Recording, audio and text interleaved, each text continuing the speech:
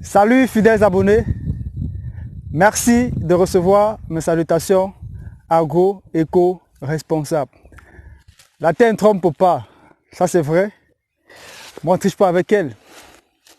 Ravi une fois de plus de vous servir dans cette énième vidéo avec beaucoup de plaisir. Dans cette vidéo aujourd'hui, nous allons aborder 5 régions propices pour une production de bananes plantains à l'échelle intensive et industrielle.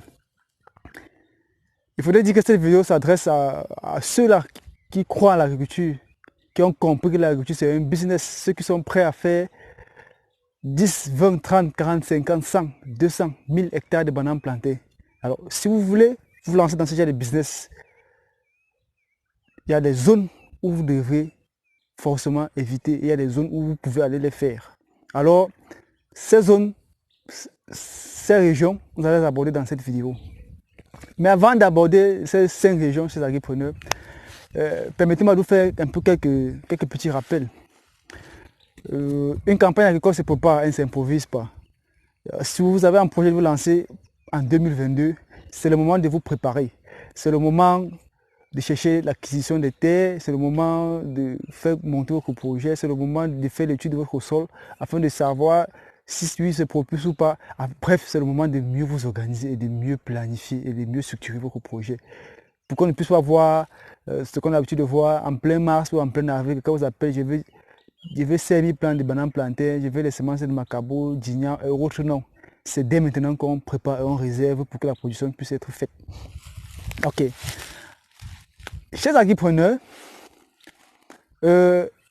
avant encore une fois de plus d'aborder ces 5 régions, je voudrais interpeller, que ce soit la diaspora ou les agripreneurs locaux. S'il vous plaît, il faut comprendre que l'agriculture, c'est un métier. C'est une activité comme toute autre activité. Alors, vous qui regardez la vidéo là, vous les agripreneurs là, vous les promoteurs et promotrices là, vous qui vous intéressez à l'activité agricole là, et vous qui n'êtes pas prêt à payer les services de ceux-là qui ont pour métier l'agriculture, ce message est à vous. Il faut comprendre que l'agriculture c'est un métier et ceux qui font ça vivent de l'agriculture. Peut-être vous vous trouvez dans l'agriculture de façon secondaire, vous avez une activité principale avec laquelle vous vivez. Mais il faudrait dire que ceux qui vous conseillent au quotidien, ceux qui vous coachent, ceux qui vous accompagnent, c'est leur métier. Alors il faut être prêt à payer les services, il faut être prêt à payer les consultations. Quand vous partez à l'hôpital par exemple, vous payez les consultations. Quand vous voulez vous construire votre bâtisse, vous payez les consultations. Quand vous voulez peut-être avoir de l'automobile, vous payez les conseils, vous payez les consultations. Quand vous voulez voir un architecte, vous payez les conseils, vous payez les services. Alors pourquoi quand c'est l'agriculture, vous pensez qu'il ne faut pas payer?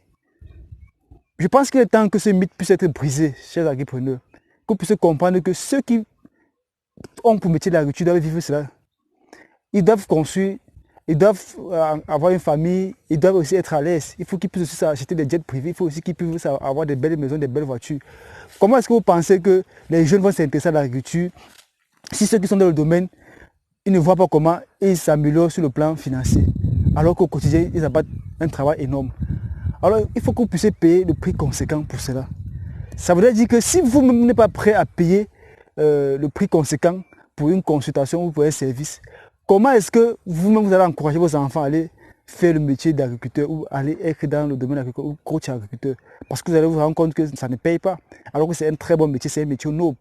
Pourquoi? Parce qu'en fait, il y a beaucoup d'agripreneurs qui nous contactent et bien d'autres collègues. Mais quand ils vous contactent, ils veulent tout gratuitement.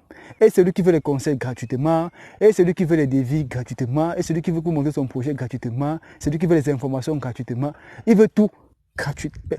Vous pensez qu'avec ça, le coach ou l'agriculteur ou le jeune qui s'est lancé dans l'agriculture, qui veut vous accompagner, comment est-ce qu'il va s'en sortir? Vous savez, les mêmes personnes vous plaindre à dire que les agriculteurs africains n'évoluent pas et n'avancent pas. Non, chers agripreneurs, vraiment changez cette mentalité-là. Parce que vous-même où vous vous trouvez là-bas, je ne crois pas quel est votre métier, mais je suis sûr que quand quelqu'un vous aborde, forcément, ils payent les services, ils payent la consultation avant qu'il puisse avoir accès au conseil ou à l'information dont il a besoin. Pourquoi ce n'est pas le cas avec l'agriculture? Donc, vraiment changer cette mentalité chez les agripreneurs. Il faut changer cela. Soyez prêts à payer les prix, payer les services, payer les consultations. Il faut dire que si tout doit être gratuit, comment est-ce qu'on doit vivre au quotidien? Nous avons une équipe, il faut payer les loyers, il faut payer les factures, il faut payer la connexion et tout ça. Ça se paye avec quoi? Alors, il faut bien pouvoir que vous puissiez nous encourager. C'est déjà bon de vous abonner à la chaîne, d'aimer les vidéos, de les partager. Mais il faudrait dire qu'en retour, que lorsqu'il est le temps de payer les services, il faut le payer pour que nous aussi, nous puissions vivre au quotidien.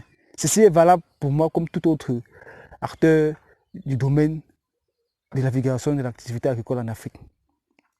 J'espère que le message est passé, je sais que le message est passé, que désormais, avant de contacter qui que ce soit au niveau de l'Afrique, pour un service, pour un besoin concernant l'agriculture, soyez prêts à payer le service pour qu'eux aussi puissent avoir cette volonté quotidienne de mieux se déployer, d'avoir toujours cet amour d'aller travailler. C'est très important. Parce que ce n'est que par là que les jeunes vont s'intéresser à l'activité agricole. Parce que le jeune va dire qu'il veut faire la musique parce qu'il voit comment le musicien a une belle vie, il a une belle voiture, il a une jet privée, il est toujours entre deux avions pour les concerts.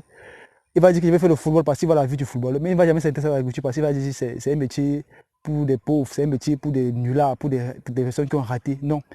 Alors, il faut changer cela. Pour cela, il faudrait que vous puissiez aussi donner le prix qu'il faut pour que, en retour, ceux qui sont au quotidien dans cette activité puissent aussi avoir une belle vie, qu'ils puissent avoir des jets privés, des belles maisons, être entre deux avions pour les conseils, pour les formations, c'est aussi important.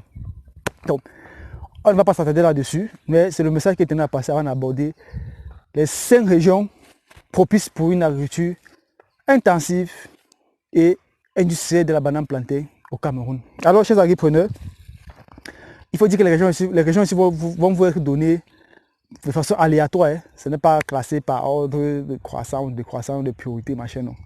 Alors, comme première région, chers agripreneurs, c'est la région du littoral. Oui, si vous voulez faire la banane plantée de façon intensive et industrielle, vous pouvez aller vous installer dans la région du littoral. C'est une région qui est naturellement déjà propice pour cette culture. Alors, comme deuxième région chez les agripreneurs, il y a la région du centre Cameroun. Oui. Une fois de plus, si vous êtes dans la région du centre Cameroun et que vous ambitionnez faire dans la banane plantée, vous pouvez donc choisir cette région pour faire votre culture intensive et industrielle. Là, c'était la deuxième région chez les agripreneurs. Après avoir parlé de cette deuxième région, on va aborder la troisième région, qui n'est rien d'autre que la région de l'Est. Ouais, la région de l'Est Cameroun est très propice pour la culture intensive et industrielle de la banane plantée. Il faut dire que cette région a en commun le fait de la disponibilité des terres. Donc on a beaucoup de terres dans ces différentes zones, et aussi le climat, l'environnement, le sol. Tous ces paramètres-là sont propices pour la culture de la banane plantée. Là, c'était la troisième région chez les agripreneurs. La quatrième région, c'est la région du Sud Cameroun. Oui, le Sud Cameroun aussi fait partie de ces régions-là qui sont propices pour une production intensive et industrielle de bananes plantées. Alors, comme cinquième région, la région du Sud-Ouest. Ouais, le Sud-Ouest est aussi propice pour cette culture-là.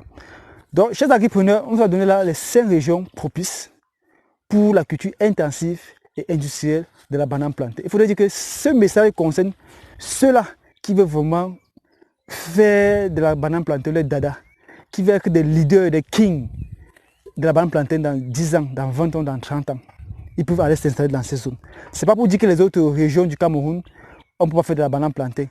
Ça peut se faire, mais ce n'est pas vraiment en termes de business, ce n'est pas très rentable.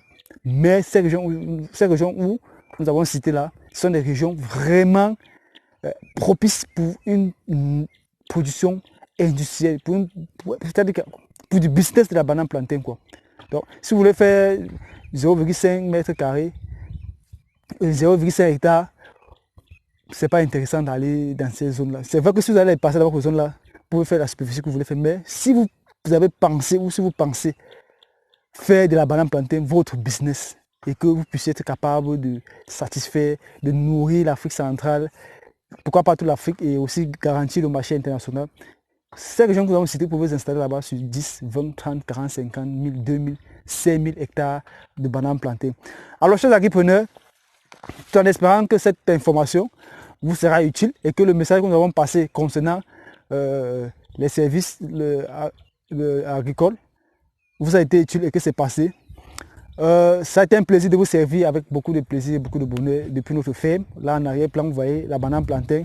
Et il faut dire qu'ici c'est un verger. Hein. On a c'est un verger mixte, corosol, agrumes et bien d'autres là-dedans. Donc, ça a été un plaisir de vous partager ces petites régions, ces petites informations dans cette vidéo. Vive l'agriculture africaine, vive l'agroafricanisme. C'était comme ça pour vous le Chantina Agroafricain, pour vous booster et développer votre mindset agricole. Disons-nous à très bientôt. Bye bye.